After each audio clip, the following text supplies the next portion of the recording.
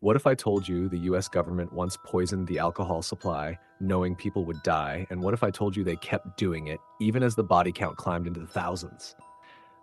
This wasn't a rogue act. It was policy. Signed off, funded, executed by the same government that claimed to be protecting you. You didn't learn this in school, but it happened, and it's not the only time. I'm Rocky Smith. This is Rock Solid TV. And this is history they don't teach in school. In 1920, the US government launched one of the boldest social experiments in history, Prohibition. The 18th Amendment banned the production, the sale, and transport of alcohol. They said it would reduce crime, protect families, make America more moral.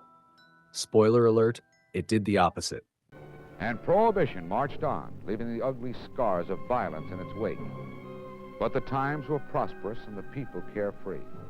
They had packed up their troubles long before, and they seemed unaware of the new breed of gangster being spawned by the 18th Amendment. Al Capone was the cream of his crop. He was public enemy number one. And while the country was dry, his take was over $100 million a year over a lot of dead bodies. Speakeasies popped up everywhere. Organized crime exploded, and everyday Americans still found ways to get their booze. So the government tried something darker. They knew people were stealing and redistilling industrial alcohol, stuff meant for cleaning, fuel, paint, so they thought, let's poison it. Not metaphorically, literally. The US Treasury Department ordered industrial manufacturers to add methyl alcohol, aka wood alcohol, to their supply. It's toxic. It causes blindness, organ failure, and death. Bootleggers would still steal it, distill it, bottle it, and Americans, most of them working class, would drink it. The government knew exactly what would happen, and they did it anyway. The government knows it is not stopping drinking by putting poison in alcohol, yet it continues its poisoning process. Charles Norris, NYC Medical Examiner, 1927. That's not law enforcement. That's state-sanctioned mass murder. By the late 1920s, the bodies were piling up.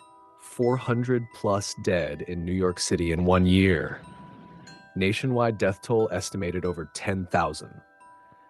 And those are just the deaths we know about. Countless others suffered permanent damage, blindness, brain injuries, seizures. Doctors begged the government to stop. Reporters sounded the alarm. But officials doubled down. They said people shouldn't be drinking anyway. They blamed the victims. It was a public health massacre, disguised as a moral crusade. After Prohibition ended in 1933, the story disappeared. No hearings, no arrests, no national reckoning. It wasn't an accident. It was erased. Textbooks don't cover it. Teachers don't talk about it. Documentaries skip past it. But the documents are real. The deaths are real. The silence, that was the plan. They called it necessary enforcement, but if another country had done this to Americans, we'd call it an act of war. You might be thinking, okay, Rocky, this was the 1920s. That was a different time. But it wasn't the last time. America's public enemy number one in the United States is drug abuse. In order to fight and defeat this enemy, it is necessary to wage a new all-out offensive. I have asked the Congress to provide the legislative authority and the funds to fuel this kind of an offensive. Now we need your support again. Drugs are menacing our society. They're threatening our values and undercutting our institutions. They're killing our children. From the beginning of our administration, we've taken strong steps to do something about this horror. Tonight, I can report to you that we've made much progress. 37 federal agencies are working together in a vigorous national effort. And by next year, our spending for drug law enforcement will have more than tripled from its 1981 levels.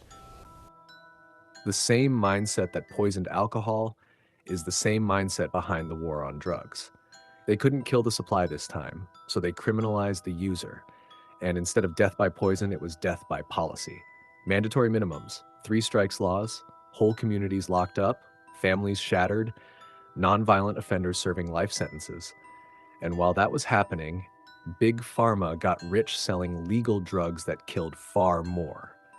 So ask yourself, did the mission change or just the method? During Prohibition, The US government poisoned alcohol to scare you straight. Over 10,000 people died, and they called it justice. Decades later, they launched the war on drugs, and they didn't poison the product, they poisoned the system. It's not about safety, it's about control. It always was. And if you don't learn this history, you won't see it coming the next time. Because if they could justify poisoning citizens once, if they could justify mass incarceration next, what else are they willing to do? This is history they don't teach in school, and this is why we're telling it. I'm Rocky Smith. This is Rock Solid TV. Hit that like, hit subscribe, and whatever you do, don't drink the narrative.